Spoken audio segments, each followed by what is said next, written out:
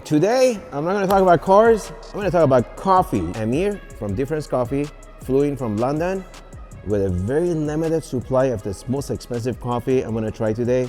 So I've been trying his coffee, it's amazing, but this is on another level. Amir! Long time no see.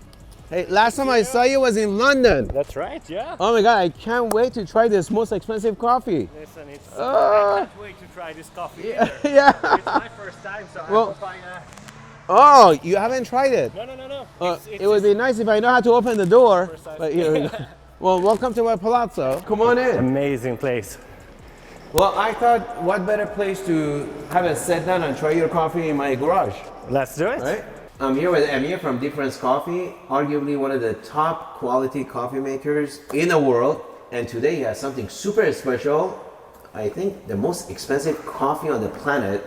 Right, Amir? That's true, absolutely. Yeah. So tell me. So, you know, it's I'm very excited because I've not tried this coffee yet. Oh. It is so rare that... First time for both of us. It's first time for both of us. I really hope I did justice to the roast, you know. But let me tell you a little bit about the coffee and what makes it special and, you know, what kind of like we're all about so that you can understand a little bit. I know that you've been enjoying my coffee now for years, but, you know, funnily enough, whenever we got to meet, we always enjoyed life. We never actually talked about coffee that much, have we? That's true, yeah. So, not a lot of people know that, but Arabica coffee is graded using a 100-point system. So, technically, if you're able to source the highest point scoring coffees in the world, you're able to have the tastiest coffees in the world. And when I set up Difference Coffee, this was the ambition. The ambition was to try to find literally the best coffees in existence. So what we do is actually quite simple. In the world of specialty coffee, coffee is graded using a 100-point system. And any coffee that scores 80 and over is deemed of specialty Arabica grade. Anything less is deemed of commodity grade. So in the coffee world, there are lots of different coffee competitions. For example, in Panama, they've got the best of Panama.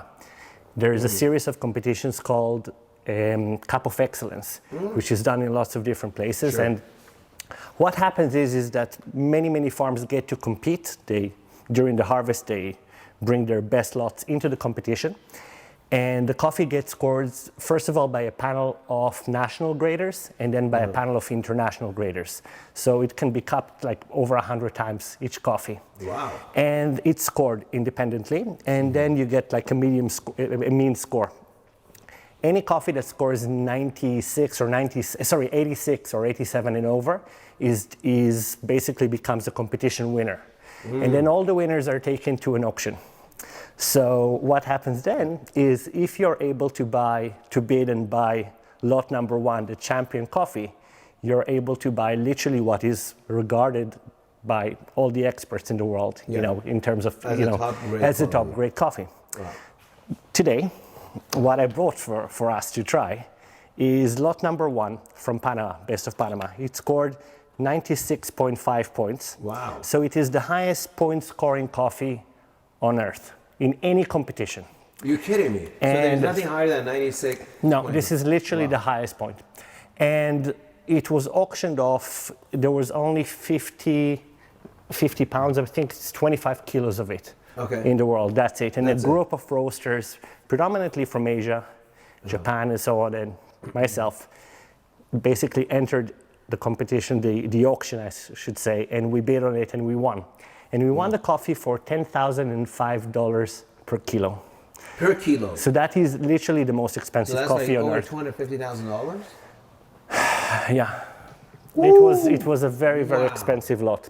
Now, the thing is that most people would never get to try this coffee because it is literally just so rare. Yeah, it's like $1,000 a cup or something, or $500. You know, when we sample roasted it, we'll try it in 2 different brewing methods. One from a capsule, because we actually put all of our coffees, as you know, in capsules. Yeah.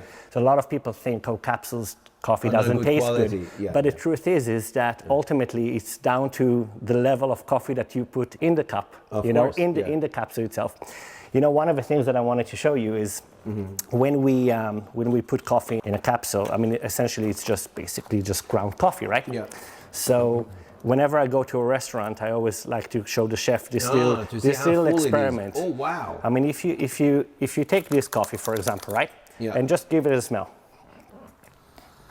Wow. Right? It's Now, like fresh ground.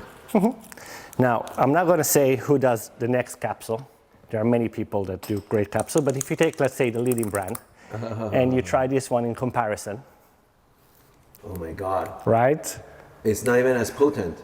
It's a completely different sensory experience, isn't it? Well, definitely your quality is way up there. I mean, I really noticed the difference from the first sip. I can't imagine, this would top that. And this is basically what you brought over at $10,000 a kilo. That's like the Bugatti of the coffees. You know, when I was roasting it, so you take a little sample, you put it in a little kind of roaster, and you roast 50 grams, which is $500. And you're like, I really hope I don't mess up on the roast. There you go. Thank you. So let me tell you very, very quickly about this coffee. So the coffee is called Geisha. And it's a Geisha varietal, so it's a type of varietal of Arabica. So most people have heard of Arabica, but what they don't know is there are many, many types of coffees within Arabica. So you've got Geisha, you've got Typica, you've got Pacamara, and lots of different ones. And each one tastes a bit different. So it's a bit like Cabernet, Pinot, so on and so forth. Geisha was discovered in 2004 by the Peterson family, Hacienda La Esmeralda. And they produce some of the most amazing coffees. This one is lot number 1 from Best of Panama. And what is interesting about this cup, you give it a smell. You'll see that it smells of roses. It does. It smells fruity, it smells citrusy, like bergamot and lavender. Those kind of, and if you give it just a small sip, you'll see you've got tons of acidity that is coating your tongue. And all around, right? Very rosy. Right? And whenever people try Geisha, I mean, this is one of the best expressions of Geisha, as you can see, or taste, I should say. But people always ask me, wow, what did you put inside the coffee? And I say, nothing. This is what great coffee is meant to taste like. So, well, cheers. Cheers.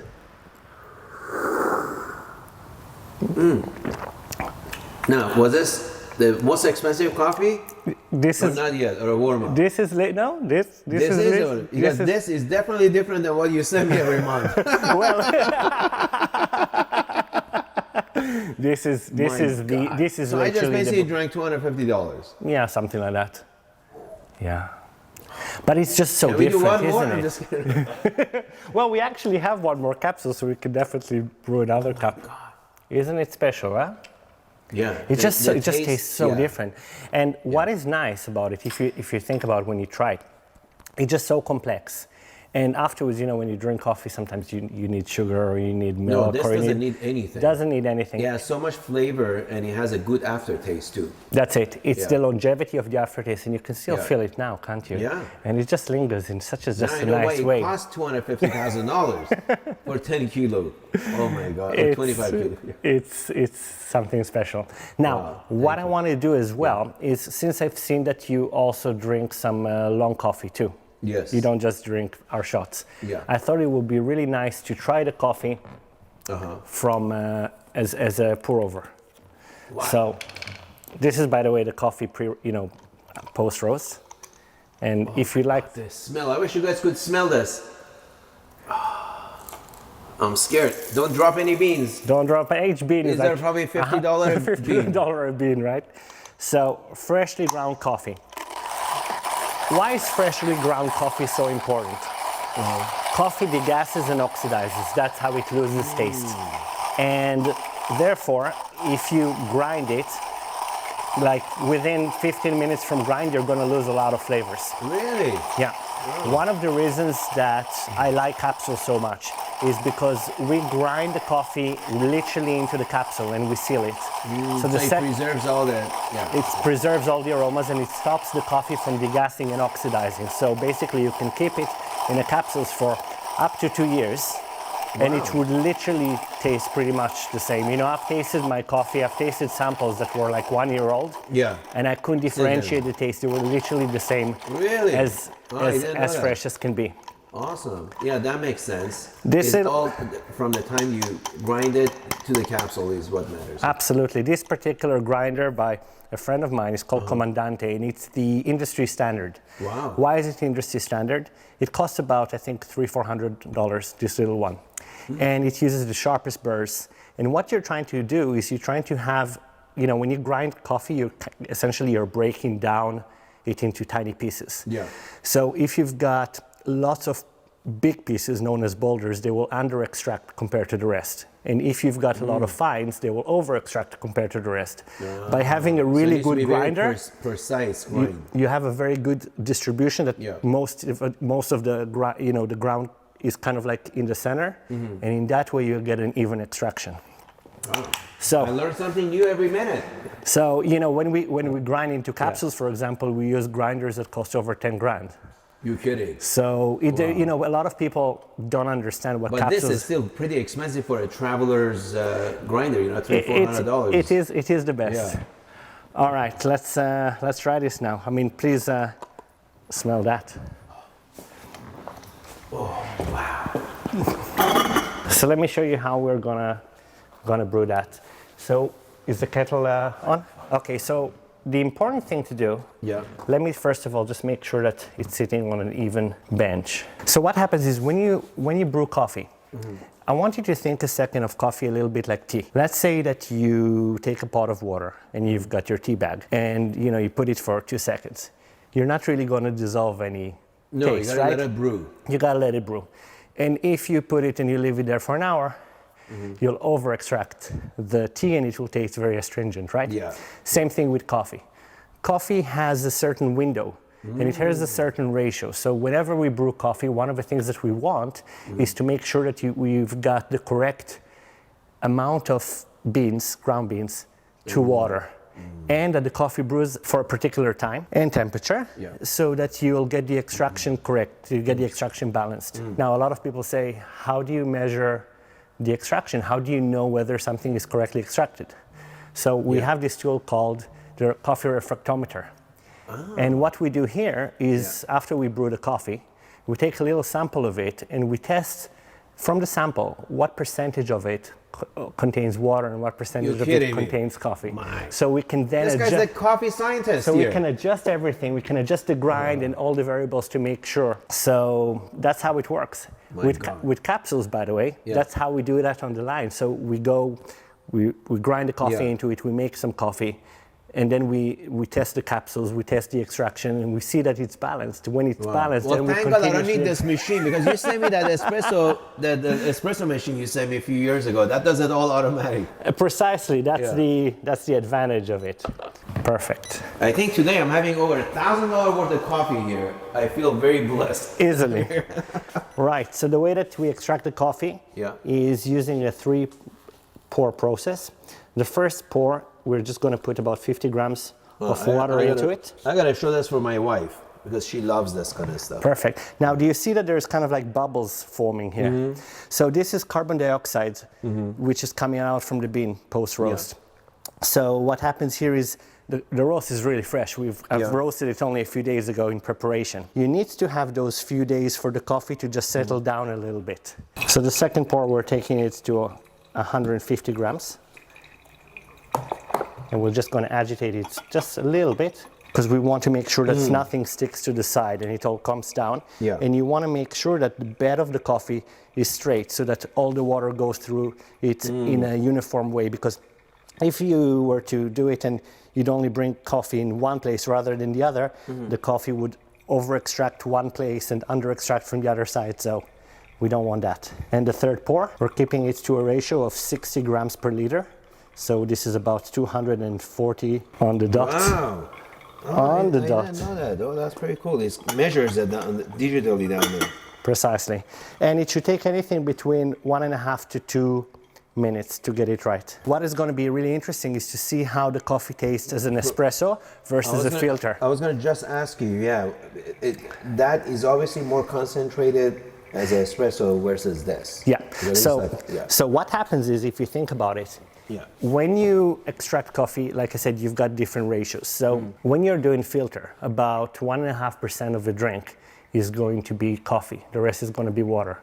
When it comes to capsules, it's about 4%. It's a stronger drink, of course, Yeah. and it's kind of like more more concentrated in some way, so the flavors become a little bit more extreme. You know, when you try it, it's like really the flavor is all over the place. Sure. Whereas when you'll try it in a different brewing method, you'll just kind of like bring out different elements to it. So it's very nice to try both, I think, Yeah. you know, especially with a coffee like that where you Yeah. literally just have one opportunity to try it. Coffee should always be stirred. The reason why is because, first of all, you've got the acids coming out, being extracted, and then you've got the bitterness towards the end. So by stirring the coffee, whether it is an espresso or whether it is a filter, you'll always get a balanced extraction. Ah, I didn't know that. So now you're testing it. So now we test it to see what kind of like the amount of coffee that it will have inside.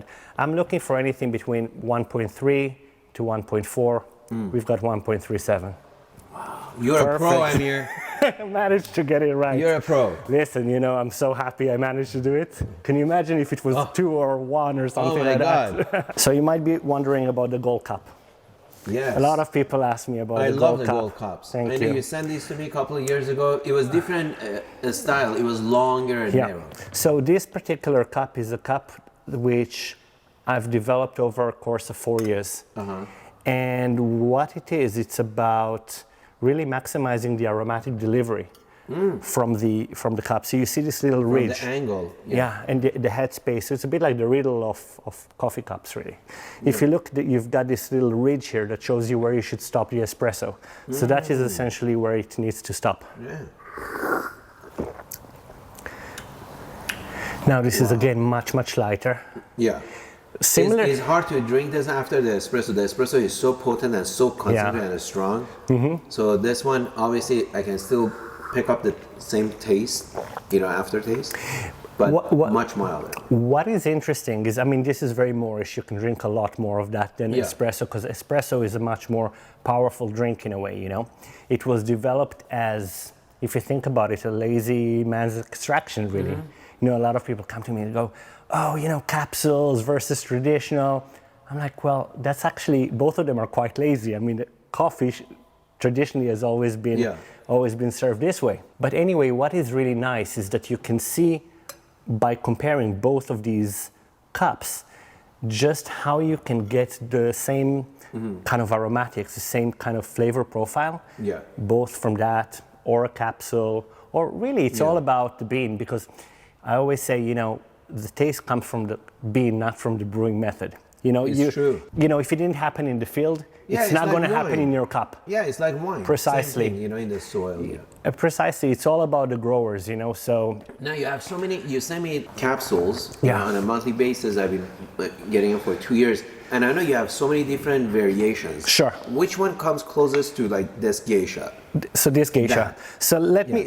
I don't think you probably try this geisha the way that I brew it, because I've All seen right, it. let's have it. So try this one. Okay. Let's get another and see what you think. So this particular geisha comes from Hacienda La Esmeralda. And that's why it's called the Esmeralda Geisha. Yeah, and I know some of these are super limited, right? Oh yeah, it is. I mean, this particular lot is a lot that we only have maybe about 400 boxes per release, because they are all micro lots. See, so what happens is during the harvest, the estate comes and they basically take each row and put it as its own like little lot, and they cup it and they score it. And anything that scores 90 points and over is deemed of the special grade of so this is your version of the of estate. the geisha. So this is basically the Esmeralda Geisha, and this is still, when you taste it, you see? Oh my God. Right? I'll be honest with you, this tastes almost as good as the most expensive coffee. I'm not saying that just because we're friends, but to be honest, the taste. But to be honest with you, Esmeralda is an exceptional grower, and you know their coffee is really, really unique. And you're talking about, I mean, you know, this particular coffee is probably a 94 point scoring coffee. You kidding? So you're talking about little nuances that probably you need to taste geishas over and over again for maybe a couple of years to be able to tell the nuances. Yeah, because honestly, I can't tell the difference.